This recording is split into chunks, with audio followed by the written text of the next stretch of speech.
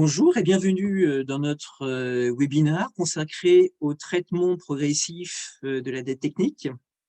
Alors, j'espère que vous êtes bien installés pour participer durant votre heure de déjeuner à ce webinaire. Alors, je commence par me présenter brièvement. Je suis Edmond Nguyen, coach Lean et associé chez Opera Partners depuis maintenant 6 ans. Je cumule plus de 20 ans d'expérience dans le management des SI et des projets. Sur ces 20 ans, j'ai pratiqué pendant 8 ans le Lean dans l'IT et le numérique. J'anime aussi en parallèle le Lean Digital Academy de l'Institut Lean France. Et voilà comment j'ai débuté en fait dans le Lean en apprenant le Kaizen en qualité de DSI chez Toyota Financial Services. Alors, je vais maintenant parler en fait de ce qui se passe dans le monde numérique. Alors, c'est un fait, le monde devient de plus en plus numérique. L'un des symboles de ce profond changement, c'est Uber. Avec 15 millions de courses par jour, dans le monde, Uber a gagné des parts de marché sur les compagnies de taxi, qui étaient auparavant leur monopole. En moins de 10 ans, celles-ci ont perdu en compétitivité. Les compagnies de taxi ont alors cherché à imiter Uber pour éviter de disparaître. C'est le cas des taxis G7 qui ont dû créer leur propre application et leur propre plateforme mobile en temps réel avec géolocalisation. Cela leur a permis effectivement de survivre. Donc, le monde s'ubérise. Donc, j'en veux pour exemple Blablacar et Deliveroo qui se lancent sur le même modèle économique de l'intermédiation et la mise en place de plateformes web et mobiles. Alors, le phénomène se généralise puisque en 2017, le mot ubérisation est rentré dans le Larousse. Donc, vous envoyez la définition, je vais quand même la lire. Remise en cause du modèle économique d'une entreprise ou d'un secteur d'activité pour l'arrivée d'un nouvel acteur proposant les mêmes services à des prix moindres, effectués par des indépendants plutôt que des salariés, le plus souvent via des plateformes de réservation sur Internet. Alors, je reviendrai en fait sur la notion de même service, parce que c'est une notion que je modulerai par la suite. Alors, la question qu'on peut se poser, seulement changer de technologie permet-il d'être durablement compétitif? Pour rester ou être concurrentiel aujourd'hui, faudrait-il tout miser sur la tech? Alors, est-ce qu'on est tributaire uniquement de la tech? Au regard des records de levée de fonds mentionnés par la French Tech, donc plus de 5 milliards d'euros pour les startups françaises en 2019, plus 39% par rapport à 2018. On peut répondre par l'affirmative en regardant ce graphe.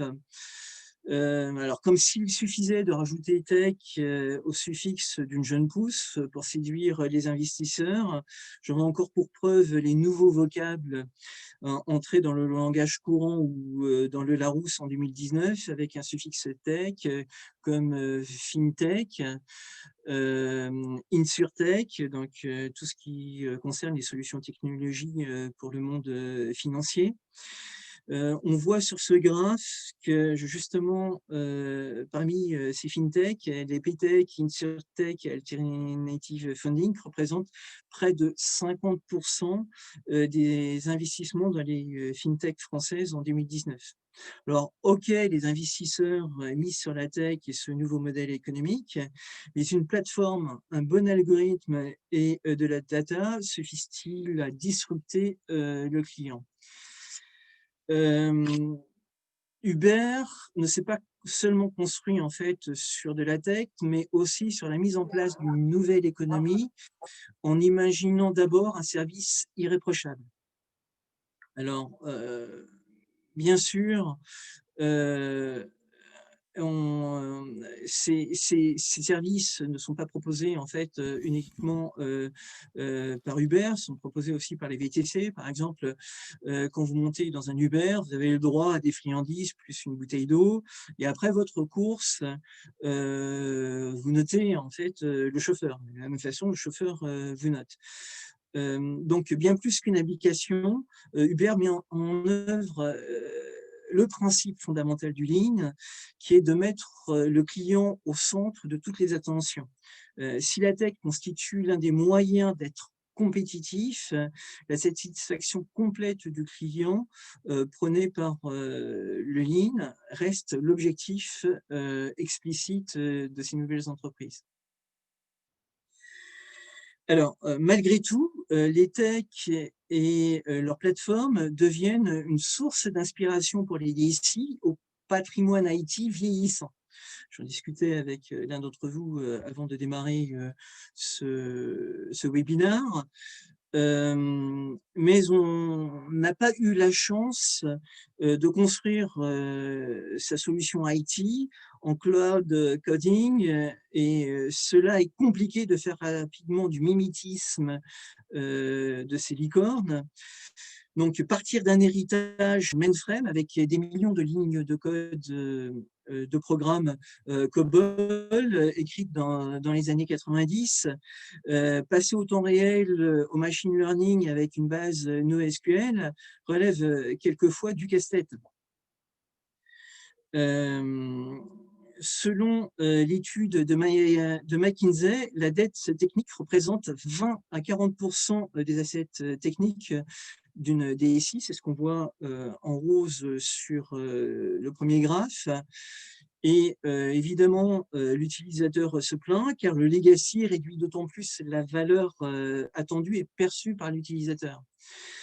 Donc, celui-ci est mécontent. Le legacy représente, donc, d'un point de vue lean, de réel gaspillage, pour le SI, c'est-à-dire de la non-valeur ajoutée pour le client. Donc, par exemple, de l'insatisfaction, et de l'inutilisation, d'une fonctionnalité. Parmi, ces causes de gaspillage, si on regarde, l'un des 7 MUDA, donc reconnus dans l'IT, c'est le rework, donc les bugs, dus au manque de fiabilité et de robustesse, donc d'une application. Par exemple, le temps ou la fréquence d'indisponibilité, d'une application, qui permet, de faire des transferts bancaires ou bien, des données qui seraient, non sécurisées, donc des incohérences entre, une donnée dans un système A et la même donnée dans un système B. On peut aussi avoir, du stock, par exemple, le manque d'ouverture à de multiples besoins, d'intégration. Donc, l'outil ne permettait pas, donc de s'intégrer et de mettre en place, des nouveaux services, auprès de l'écosystème, IT, de la DSI. On peut avoir de la variabilité. Alors variabilité par rapport à un standard avec, des temps de modification, du code qui peuvent être, trop longs. Je dirais que ces, notions-là sont peut-être, celles qui sont un peu plus rapides et un peu plus, simples à corriger. Donc, globalement, on peut dire que le capital, IT, de la DSI se transforme en obsolescence et l'obsolescence en dette IT, que l'entreprise doit rembourser, aujourd'hui au fil du temps, dans le futur.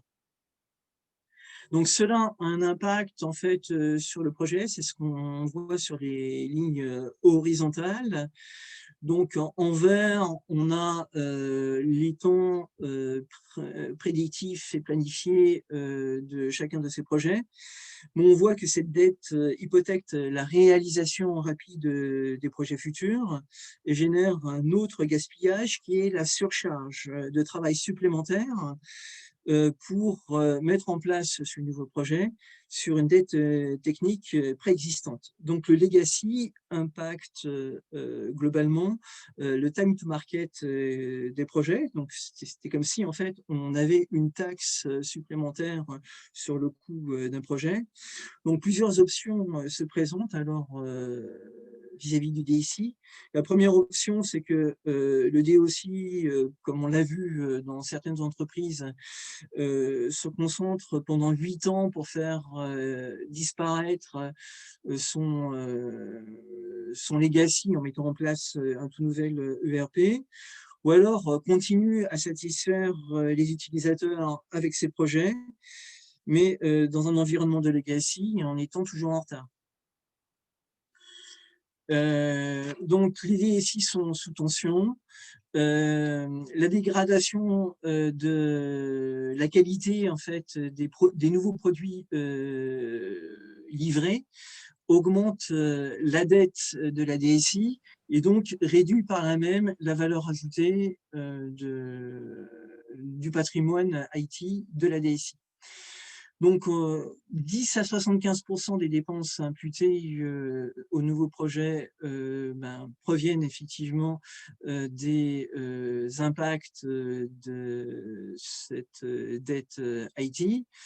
Et aujourd'hui, on peut dire que le legacy devient un obstacle au time to market des projets.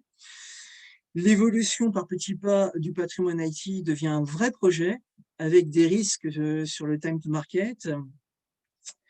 Dans l'amélioration par petits pas, Toyota a beaucoup à nous apprendre et reste la référence grâce à son modèle qui est le TPS, le Toyota Production System, qui permet de produire donc à la fois de la qualité et en flux tiré, donc au rythme du client, et à son système de management qui permet à la fois de respecter le travail des personnes et aussi de s'améliorer continuellement. Mais il y a un autre système qui est beaucoup plus récent, qui est le système de pilotage des projets, qui est le système OBA, qui est né au milieu des années 90, en même temps que la Toyota Prius, que vous connaissez sûrement.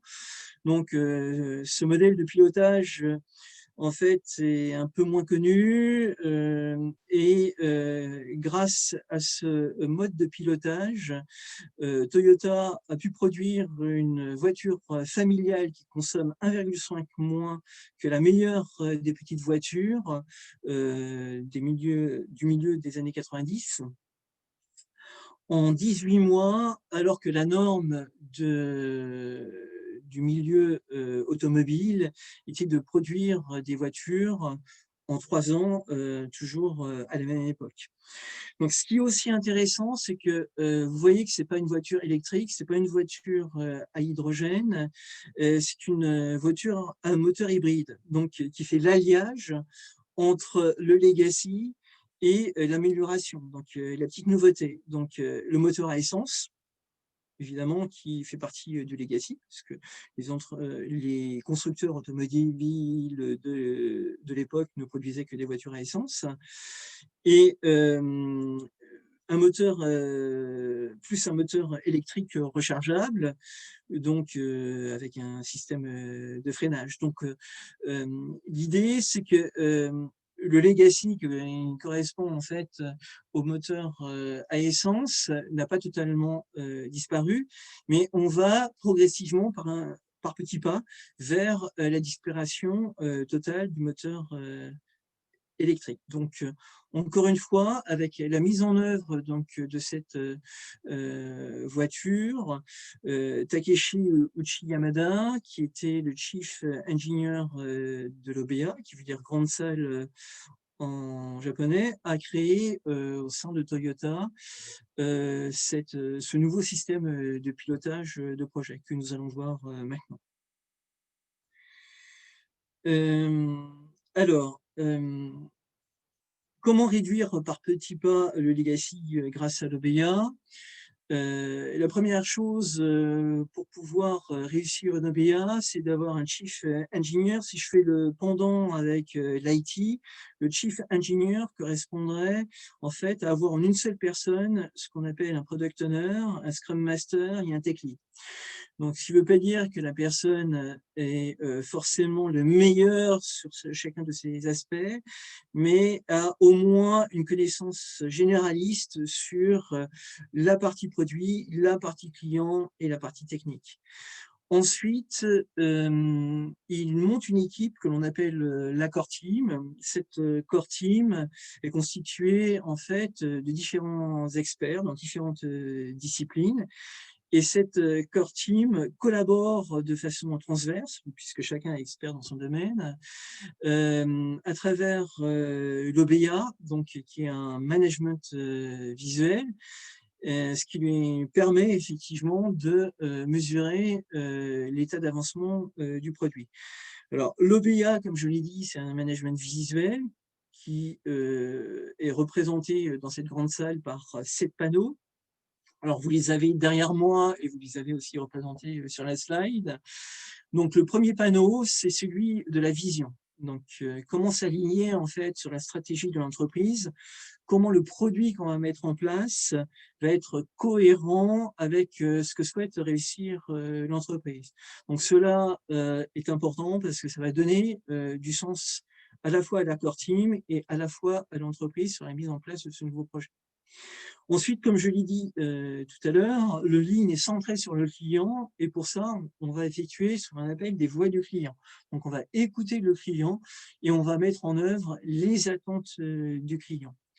Cette mise en œuvre résultera en fait de la mise en place et surtout de la conception d'un produit. C'est ce que j'appelle le nouveau standard de produit qui va être mis en place, la nouvelle architecture produit qui va être mise en place. Dans le cadre d'un changement de legacy, on a une étoile du Nord et cette nouvelle vision produit sera l'étoile du Nord qui va nous permettre effectivement de concevoir nos produits. Ensuite, on va plus rentrer dans la mise en flux, donc des différents éléments, des différentes composantes de ce produit. Donc, mise en flux à la fois par la mise en place de jalons dans le macro-plan. Et sur le panneau micro-plan, on va regarder jour par jour le flux tiré de ces différents composants. Sur le 6e panneau, on va mesurer la performance. Est-ce qu'on est bien en termes de satisfaction client? Est-ce qu'on est bien en termes de time to market? Est-ce que je vais livrer à temps en production? Est-ce que je vais livrer sans bug? Et pour cela, on va lever les obstacles à la construction et aux produits un par un grâce à la résolution de problèmes. Donc, sur le dernier panneau que l'on appelle le PDCA, Plan do Check Act, qui est la méthode utilisée dans le Lean pour résoudre un par un les problèmes. Donc, je vais passer maintenant à un cas concret. Ce cas concret, c'est celui que j'ai vécu dans une société d'assurance. Cette société d'assurance avait évolué par fusion successive, puisqu'elle s'est construite avec 5 autres sociétés d'assurance et chacune d'elles avait son propre système d'information. Donc, avait son propre patrimoine IT. Et ce patrimoine IT correspondait à chacune de ces entités d'origine qui étaient censées, d'un point de vue opérationnel, répondre à des productions, à des produits d'épargne tels que les contrats de prévoyance, la retraite supplémentaire, la prévoyance individuelle, l'épargne individuelle ou la rente retraite individuelle. Donc, on voit déjà un premier niveau de complexité puisqu'on a un premier patchwork déjà d'applications, de couches applicatives qui sont construites pour gérer les mêmes produits et sachant que les personnes qui gèrent ces produits vivent dans un monde qui est très siloté. Le deuxième impact, c'est qu'à l'époque où j'étais chief engineer pour ce programme, j'étais en charge d'un programme de gestion des contrats en déshérence. Donc, il y avait 5 réglementations qui étaient liées donc, à ces contrats en déshérence. Je suis arrivé en mai et la mise en production était prévue pour janvier. Et donc, il y avait 5 notes de cadrage qu'il fallait sortir. Aucune n'avait été sortie. Et ensuite, il fallait effectivement produire la solution. Donc, il a fallu réfléchir sur la façon dont il fallait répondre à cette pression réglementaire, donc le respect des délais, puisque la pression réglementaire implique le respect des délais, et la mise en place des solutions au 1er janvier. Donc, double pression, essayer de répondre à une pression réglementaire, tout en réduisant le legacy. Donc, l'idée, c'était de réduire progressivement ce millefeuille de patchwork informatique durant ce laps de temps. Alors, nous avons construit effectivement une OBA, nous avons appliqué ce système de management, donc une grande salle avec une core team, qui permet, comme vous voyez, aux différents intervenants de pouvoir collaborer grâce à la toute transparence de ce management visuel et de mettre en œuvre leurs idées et d'analyser ces idées et de prendre des décisions rapidement. Alors, la vision n'était pas uniquement une vision réglementaire, donc mise en place donc de ces projets réglementaires, mais la sponsor, donc celle qui insufflait la vision, a dit il faut aussi qu'on améliore un petit peu la vie des gestionnaires et la vie des clients finaux. Donc le deuxième panneau qui est la voix du client nous a permis, en écoutant en fait les clients finaux qui étaient les notaires, que les notaires se plaignaient que 3 mois pour retrouver un bénéficiaire, c'est trop long. Qu'est-ce que ça veut dire? Ça veut dire qu'il fallait, on a eu pour objectif de passer de 3 mois à 1 mois et demi. Donc ça, c'était la première chose. Et le deuxième type de client, si je fais abstraction en fait de l'État pour l'aspect réglementaire, ça a été de permettre aux gestionnaires opérationnels de passer moins de temps à s'échanger des mails et de mieux collaborer, car je vous rappelle, ceux-ci accédaient à leurs applications opérationnelles d'origine, et donc il y a des données contrats uniquement sur leur stylo. Donc, grosso modo, à dissiloter grâce à l'outil. Donc, on a eu une vision produit qui a commencé à se mettre en place. Donc, avec 2 options. Une option qui consistait donc à prendre chacun des silos et à rajouter donc les bases de personnes bénéficiaires sur chacun de ces silos applicatifs. Ou alors la deuxième option qui était de dire on va construire une base bénéficiaire commune qui vont permettre à chacune des personnes sur chacun des silos de pouvoir interroger cette base bénéficiaire commune. Alors évidemment, celle qui correspondait le plus à ce qu'attendaient les clients, c'est la solution numéro 2, puisque c'est celle qui permettait de développer la polyvalence à la fois des gestionnaires et de leur permettre d'accélérer leur recherche de bénéficiaires en évitant de s'échanger des emails.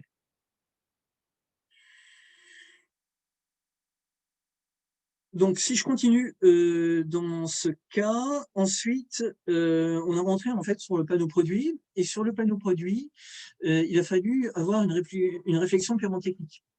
Dans cette réflexion purement technique, on a commencé à grapher en fait comment la solution pouvait se construire et afficher dans l'OBIA le produit. Et ensuite, c'est dessiner en fait 5 solutions possibles. Et sur ces 5 solutions possibles, on en a retenu 3. Alors, la première des solutions, c'était d'avoir une base personne fondée sur des technos cibles préconisés par les architectes. Alors, à l'époque, c'était Oracle 9 et WebLogic 9, et plus le nouveau framework Java. Qui était un framework développé par cette société d'assurance. La deuxième solution, c'était une nouvelle instance sur la base de données personnes la plus robuste parmi les 5 entités, plus un upgrade technologique vers l'architecture que je vous ai décrite. Et la troisième solution, c'était créer de toutes pièces une nouvelle instance sans upgrade.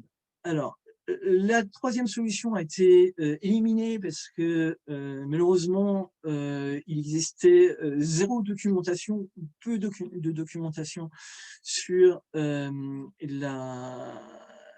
l'instance la plus robuste de la première entité.